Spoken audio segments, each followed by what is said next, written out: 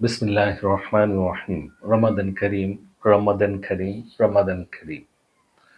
সম্মানিত ভিউয়ার্স, এই ভিডিওটা আমার কোনো প্রফেশনাল ভিডিও না, এটা আমার পার্সোনাল ভিডিও।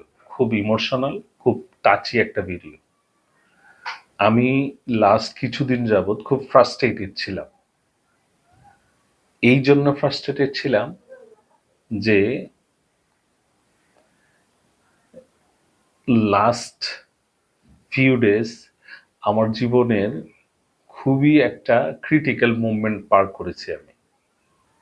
আর এই ক্রিটিক্যাল মুভমেন্ট থেকে আল্লাহ সুবহানাহু ওয়া তাআলা আমাদেরকে খুব সহজেই পরিত্রাণও দিয়েছেন। তাই আল্লাহ সুবহানাহু ওয়া তাআলার কাছে সবার প্রথমে লাখো কোটি শুকরিয়া আদায় করছি।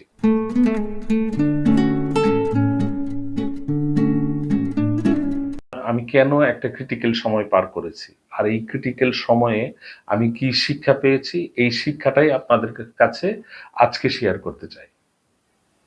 ক্রিটিক্যাল সময়টা পার করেছি এই জন্যে যে আমার আম্মা, উনি ১ মাসের মধ্যে ৩ বার ব্রেইন স্ট্রোক করে। উনি প্যারালাইসিস হয়ে যায়। আমরা প্রায় দিশেহারা হয়ে যাই। কি করব? আমার চলাফেরা করা মা, সারাদিন ঘরের মধ্যে বিচরণ করা মা হঠাৎ স্তব্ধ হয়ে গেছে। উনি কথা বলতে পারে না, উনি হাঁটতে পারে না, চলতে পারে না। উনি প্যারালাইসিস হয়ে গেছে। উনি খেতেও পারে না। উনি ভুলে গেছে সব। আমাদের মাথার উপরে যেন আকাশটা ভেঙে পড়ে। তার মধ্যেও ভরসা রেখেছি একমাত্র আল্লাহ সুবহানাহু ওয়া তাআলার উপরে।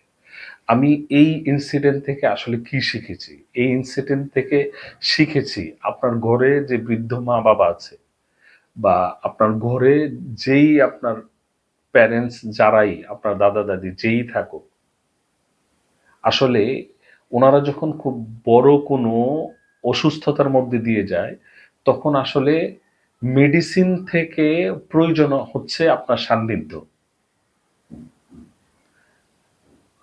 আমি একটা জিনিস এটা থেকে শিখেছি, আপনার প্যারেন্টস, আপনার লাখো টাকা আছে, আপনি বড় হসপিটাল, বড় জায়গায় নিয়ে যান। তার থেকেও ইম্পর্টেন্ট হচ্ছে আপনার সান্নিধ্য। আমার আম্মাকে যখন আমরা ঢাকা নিয়ে যাই, আমার আম্মা কোনো ক্রমেই হসপিটালে থাকবে না। উনি ঢাকাতে থাকতেই পারে না, উনি হসপিটালে থাকবে না, কোনো ক্রমেই থাকবে না।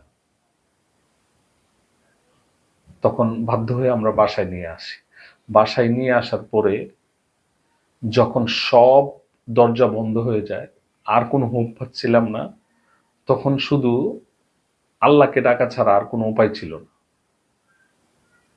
তখন আমরা ভাই বোনেরা, এর মধ্যে আমি সবটুকু ক্রেডিট দিতে চাই আমার বোনকে। উনি কানাডা থেকে আসছে।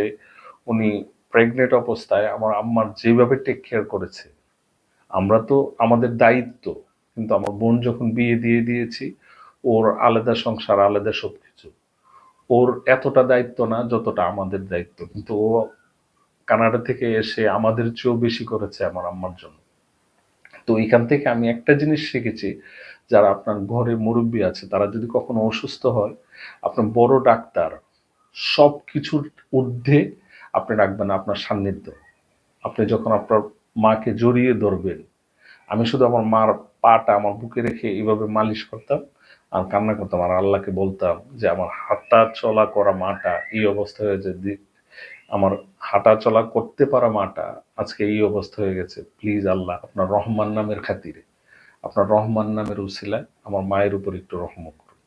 বিশ্বাস করুন, আপনার সান্নিধ্য,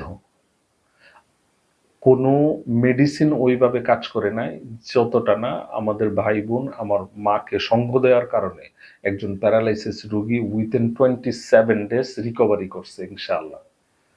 আল্লাহ সুবহানাহু ওয়া তাআলার কাছে অনেক অনেক শুকরিয়া। তো আপনাদের সবার কাছে অনুরোধ, ঘরে যাদের মা বাবা জীবিত আছে, আমি আমার বাবাকে হারিয়েছি, তো যাদের বাবা জীবিত ছায়াটা, বটগাছের ছায়াটা যাদের এখনো আছে, এই ছায়াটাকে অন্তত মাঝে মধ্যে আঁকড়ে ধরুন।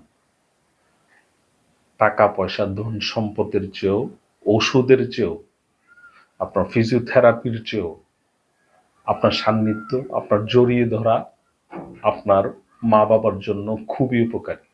তাই প্লিজ সবার কাছে অনুরোধ, আপনার বৃদ্ধ মা বাবাকে মাঝে মধ্যে একটু জড়িয়ে ধরুন। আল্লাহ সুবহানাহু ওয়া তাআলা প্রত্যেকের মা বাবাকে হেফাজতে রাখুন, সুস্থ রাখুন। ধন্যবাদ সবাইকে আমার ভিডিওটা এই পর্যন্ত দেখার জন্য। আসসালামু আলাইকুম ওয়া রাহমাতুল্লাহি ওয়া বারাকাতুহু।